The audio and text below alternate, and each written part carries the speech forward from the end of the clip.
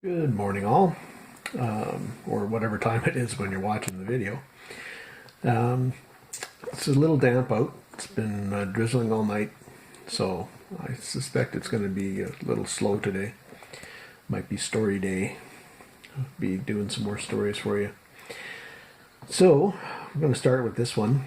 More of a cautionary tale. Blogged about this one a couple years ago. One of my most popular postings. Anyway, I was picking a drugstore or in St. James in Winnipeg, and had gotten into the basement, and there was a big shelf of all these dead stock bottles and bottles, some boxes, but mostly bottles, all sizes, shapes, everything you can imagine. Stuff from the 80s, 70s, 60s, 40s, 30s, 20s, teens, turn of the century, cork tops to screw tops, all kinds of stuff. Some neat stuff. A lot of stuff was kind of boring, but some neat stuff mixed in. So you had to really kind of dig and search out the good stuff.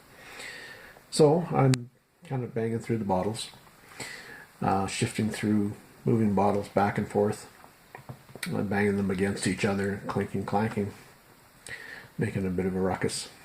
But just figuring out what's there, and was putting a box together of what I wanted.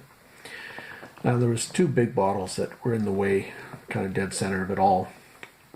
Big glass stoppered things, and didn't really pay any attention to them. One was like half full, one was 3/4 full. Kind of just a clear liquid in each one.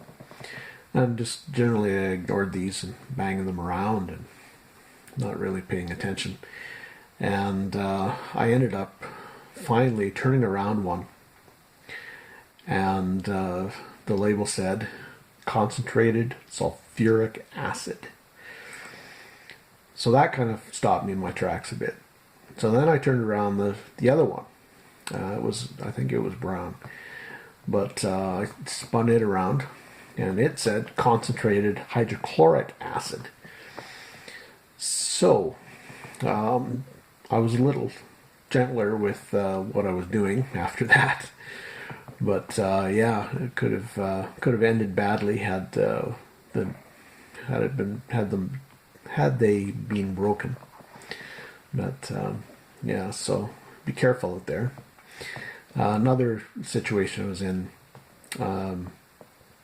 involving another substance, was another drugstore, and there was two glass bottles this size, these 160 fluid ounce, so what are they, a gallon jug size, these big things, moonshine jugs or vinegar jugs or soda fountain jugs, whatever you want to call them.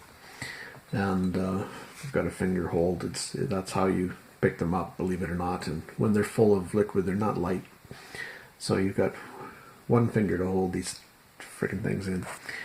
So I ended up spotting two of these, and I could see they had large labels on the other sides, and I wanted to see if they were soda fountain jugs.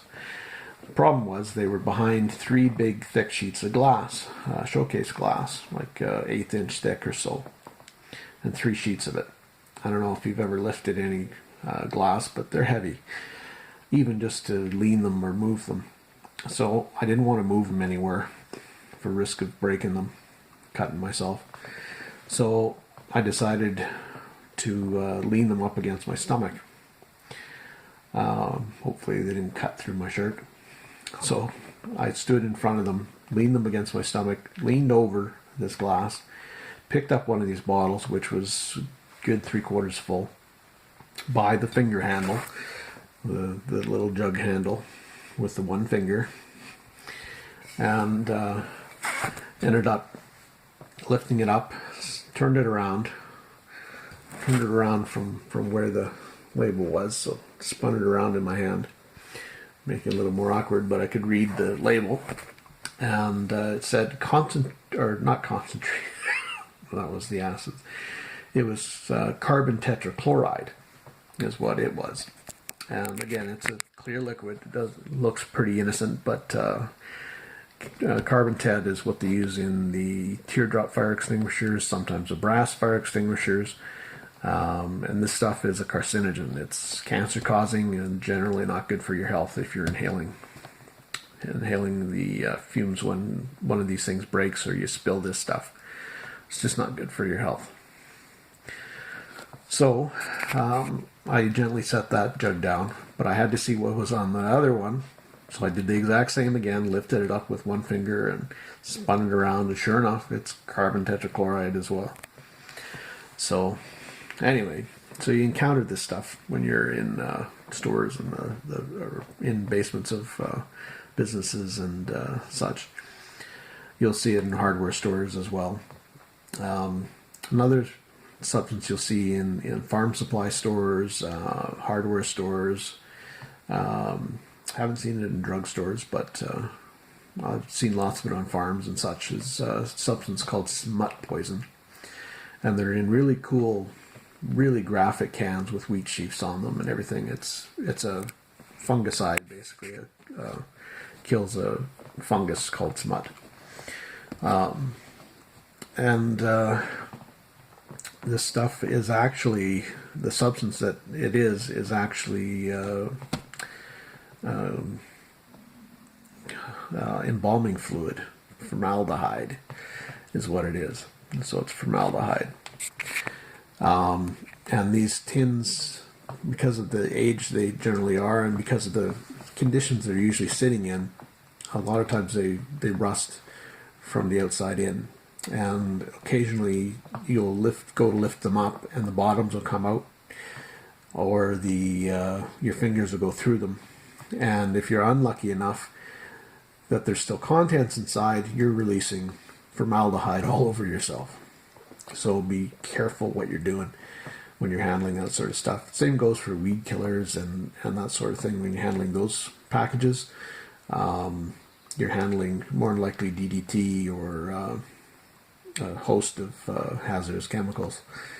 When you're dealing in this stuff too, you got to dispose of the contents so that you're not passing on a hazard to your clients. So take it to hazardous waste, or some towns have hazardous waste days. If you can transfer this stuff into a different into a glass packaging and hand it over to them, that's probably best. But better to be safe than sorry. So anyway, that's the tales of some of the hazards of picking. So anyway, take care, safe picking.